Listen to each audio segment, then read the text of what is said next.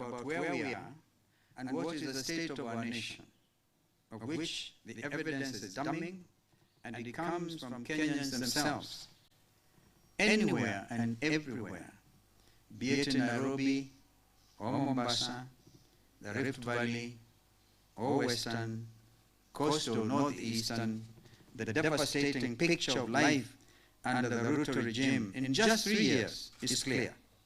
No amount of sugarcoating or political rhetoric that is self-serving can change these facts.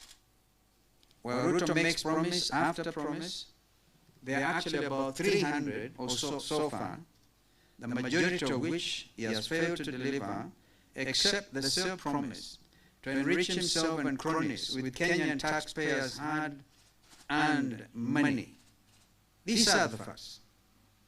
Number one, the cost of living has become unbearable.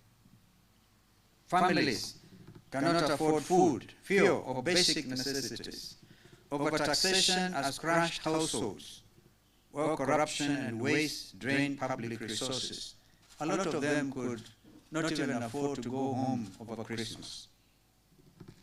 Unemployment, number two, has reached crisis levels. Our educated youth, the pride of this nation, are jobless and disillusioned. Graduates hawk goods on the streets, while unqualified cronies, products of Rutoism, occupy top government positions based on loyalty and ethnicity, not on merit. More damning, manufacturers are leaving the country in their droves because of the unpredictable Ruto policies, costing thousands of Kenyans their jobs and millions more than their breadwinners. Thirdly, insecurity has become the new normal. From police brutality to abductions, from femicide to banditry, to petty crimes and increased house breakings, Kenyans are living in fear. The Kenyan skyline is changing, yes, with higher stone walls and barbed wire on its top that block sunlight, because Kenyans are more afraid of their fellow Kenyans than ever before. Nairobi, that used to be called the green city in the sun, is now an unplanned stone city under siege because this regime chooses greed over the people. Fourthly, despair has replaced hope. Kenyans feel abandoned, overtaxed, underpaid, and overburdened. Each day dawns with a new levy, a new penalty, a new heartbreak.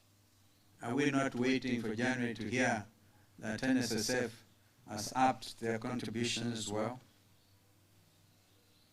Fifthly, or thereabouts, healthcare has collapsed into a nightmare. SHA shift forced on Kenyans has become the most consequential threat to our well-being. Hospitals are understaffed and under-equipped. Mothers give birth in fear. Doctors go unpaid, and hospitals run out of essential drugs. I met two families in Sekuru where I was for Christmas, Sunday morning, from different parts of the constituency. And they had a similar story to say, help us. Our child is lying in Kenyatta Referral Hospital mortuary. We are required to pay 1.2 million shillings. We can't afford, help us. So we are trying to see how I can now relate to that story, how we can help. The next family comes in from Kasa side, if you know where Mwingi know this. Mumoni, a young man whom I knew, was working in the geothermal power producing plants, contracted some infection. He also died in Kenyatta Referral Hospital, and the body was lying there. The father, who was one or two classes ahead of me in high school, could not afford. They are saying, help us bring the body of our young professional, chemical engineer, home. Tumechoka kila siku kufundraise on TikTok. Facebook and WhatsApp groups to give our loved ones access to quality health care. Sio lazima utrend ndio saidike. That's what I suggest. Education has become a burden, sixthly, instead of a bridge. Education, once the key to opportunity, has been turned into a nightmare for families. Parents are drowning in debt just to keep their children in school, while teachers and lecturers are demoralized, unpaid, and disrespected.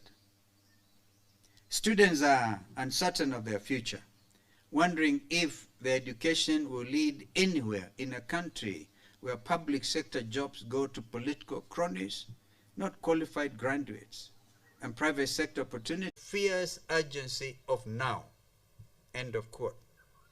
The urgency of now is a cry of a mother who cannot afford medicine for a sick child, the desperation of a young graduate with no job, the fear of a family living under police brutality, and the anger of a farmer who cannot feed their family. 2026 must be a year of change, fellow Kenyans. Not change delayed or promised, but change delivered. The urgency of now demands we say with one voice, one term, Komboa Kenya. Wazalendo wenzangu, let me be clear about what this regime is doing. Faced with failure and faced with the revolution, they have resorted to destruction, to deception, and to delay. The Singapore allusion is an example. Ruto speaks of turning Kenya into Singapore. But what we see is hashtag Singapore, a nation drowning in debt, overtaxed citizens, collapsed industries, and fleeing investors. Let us be clear, Singapore was built on discipline, on merit, and strategic investment. In 3 years, Kenya under Ruto is being drowned in Rutopreneurship, where public office is a family business, where contracts go to cronies, and where corruption is policy. Let us be even clearer. You cannot hope or pretend to build Singapore on the foundation of theft, incompetence, and nepotism. Let's face it, Singapore is all we will ever get under this regime. Secondly, I want to talk about the referendum diversion. And now, they want to add a constitutional referendum to the August 2027 elections. Can you imagine, Kenyans? Already the weight of 6 ballots from an MCA to an MP to a senator to a county women rep to a governor to a senator, did I say senator, to the president, 6 ballots, and you want to add other ballots to make it 10? Where in the world has that happened? I must tell them, we do not even have in place a referendum law. Let Parliament deal with that first. And when we under NADCO dealt with these issues, those issues, the number one item was the cost of living, which this regime said, no, that's our business, leave it. Now it is now under the urgency of now. This is so that they can manipulate the process and attempt to extend their grip on power through backdoor constitutional changes. There is no constitutional crisis in our country. Nothing can stop this election based on boundaries review. The legal avenue available, avenues available, of course, the main was in Parliament, that the state has unfortunately captured. We will be seeking interpretation on this matter, and I can tell you, the Constitution says that there shall be an election for a president in each of the 290 constituencies. The constituencies are even defined under the Constitution. So nobody can come and say there will be a constitutional crisis because we do not have in place the boundaries review. And yet under NATCO, we had made it very clear that, in fact, we made a recommendation that rather than have a review of the boundaries after every 9 or so years, we made it 14 in order to be able to cover the current deficit. But that notwithstanding, there is no constitutional crisis. Let me be really very crystal clear to Mr. Ruto. Implement the Constitution of Kenya first, and obey and respect the rule of law and the Constitution you swore to uphold. Never mind the fact that you opposed it in the first place, but you are the guardian of that Constitution. And no excuse to say I opposed it in the first place. In fact, this Constitution has served you so well. When Uhuru Kenyatta could have taken the liberty to fire you, he couldn't, because you are joined at the hip. He required a referendum, an impeachment motion, and you had the numbers. Fortunately, so this Constitution has actually served Mr. William Ruto very well. Mipango ya kudanganya wa Kenya ndio wapitishe term limit extension, lazima wajue tuko rada. Make no mistake and hear me clearly. The only referendum Kenyans want is the one that happens at the ballot box in August 2027, and that referendum will be clear. Ruto will go. Hashtag one term for him. It's not a crime. In fact, it's a big favor. The way they're performed under this regime, even their one term, is a big favor. My fellow Kenyans, I want to be very clear this afternoon. The united opposition is not just a coalition. It is your government in waiting. We are united not by personal ambition, but by shared values. Respect for our Constitution, economic justice, integrity in public office, and the protection of fundamental rights. And I make this commitment to you. By the first quarter of 2026, the name of our presidential candidate will be made known to Kenyans. I think it's only fair that we work in that direction. And I want to say that I personally do everything possible to hold our team together. Let me also be abundantly clear. I am running for President of the Republic of Kenya. That's an obvious fact.